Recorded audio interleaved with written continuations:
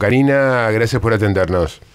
No, gracias a ustedes por el llamado. ¿Cómo están? Muy bien, muy bien. ¿Nos podés aclarar las 71 firmas? ¿Tenés ahí a mano cómo se desagregan por bloque político?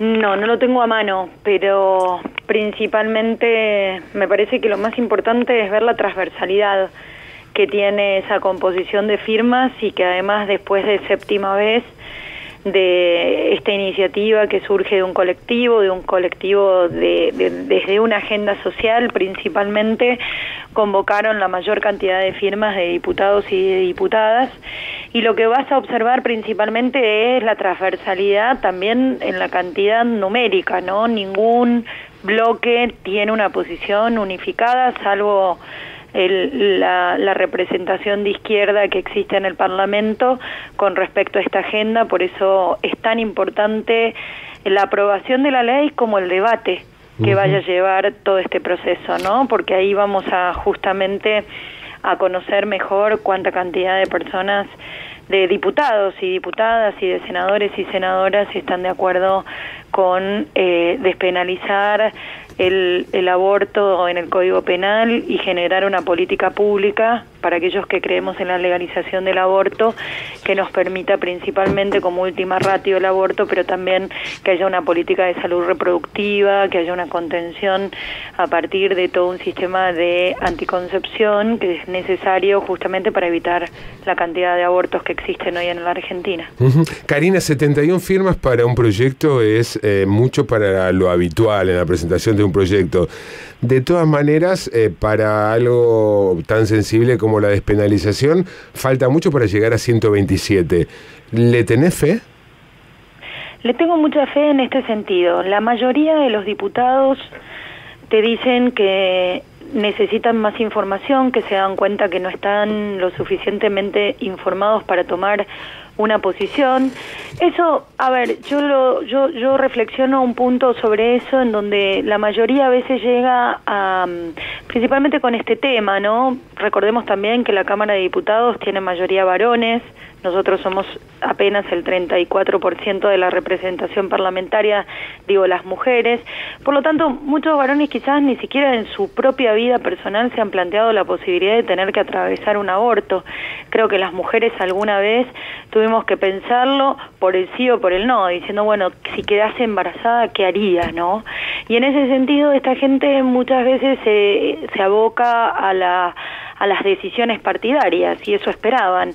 Lo que el presidente Macri logró, creo que de alguna manera, y generó una evolución sin duda en el debate social con esta agenda, es que cada uno asumamos con responsabilidad la posición que vamos a tomar, porque estamos liberados, ¿no?, de esas doctrinas partidarias o decisiones partidarias de cómo votar a la hora de tener que llevar al recinto este tipo de temas.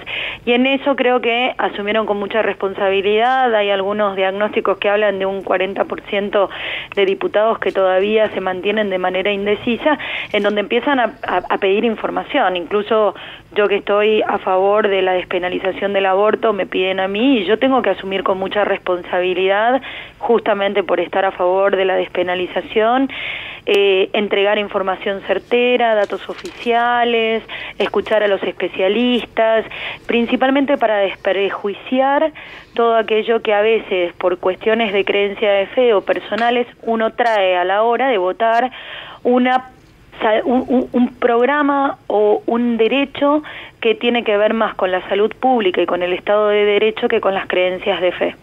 Karina, buenas tardes. Sebastián Lacunza. Entiendo lo de la libertad de conciencia que han estipulado dentro del bloque oficialista. Ahora, en cuanto a al aborto no punible que ya rige en la Argentina para casos de violación, riesgo de vida a la madre, etcétera, al respecto hay algunas jurisdicciones del oficialismo que no lo cumplen. En ese sentido, ¿también lo ubicás dentro de la libertad de conciencia o es una demanda tuya, por ejemplo, como integrante del bloque oficialista, para que todas las jurisdicciones, y las del PRO y las de la UCR, apliquen el protocolo del aborto no punible?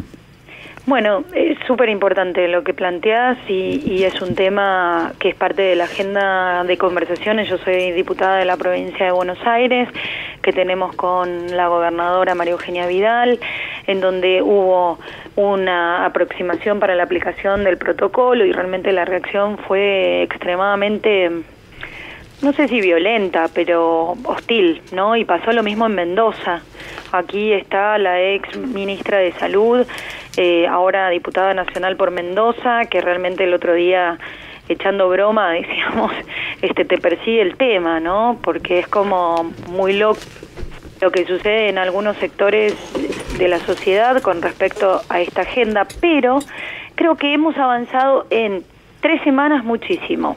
Y hay el hecho que el liderazgo de un presidente determine la posibilidad de que al menos en el Congreso, que es el lugar en donde se tienen que tomar decisiones con respecto a esto, formalizar contextos jurídicos que queden bien establecidos en el cumplimiento del deber público que tiene un médico o que tiene un juez ante una situación extrema, porque los protocolos, la no punibilidad del Código Penal, para mí están clarísimos la aplicación del protocolo, pero las fuerzas de otros sectores realmente a veces se han impuesto, pero Karina, discúlpame, principalmente no teniendo en cuenta que hay una vida que está en riesgo o que hay una situación como son los embarazos no consentidos, porque digo, niñas entre 10 y 13 años nadie puede decir que es un embarazo consentido, pero hay casos que han llegado hasta la justicia y que además la justicia ha sido lenta y han prosperado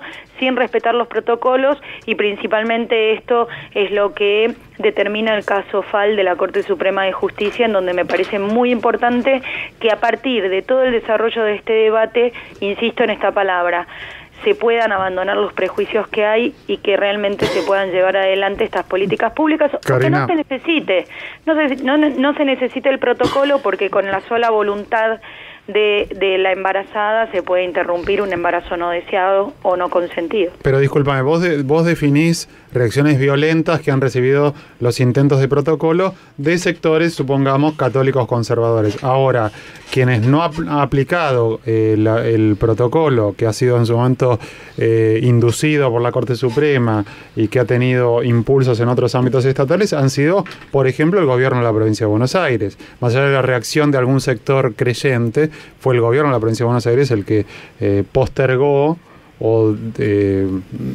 no aplicó el protocolo al que te referís. Sí, la gobernadora María Eugenia Vidal fue muy clara en este punto. Dijo, este es un debate que se tiene que resolver en el Congreso. Lo dijo el año pasado en una entrevista, recuerdo, en un canal de televisión. Pero depende de las jurisdicciones. Con esto. ¿Cómo? No depende de las jurisdicciones el protocolo.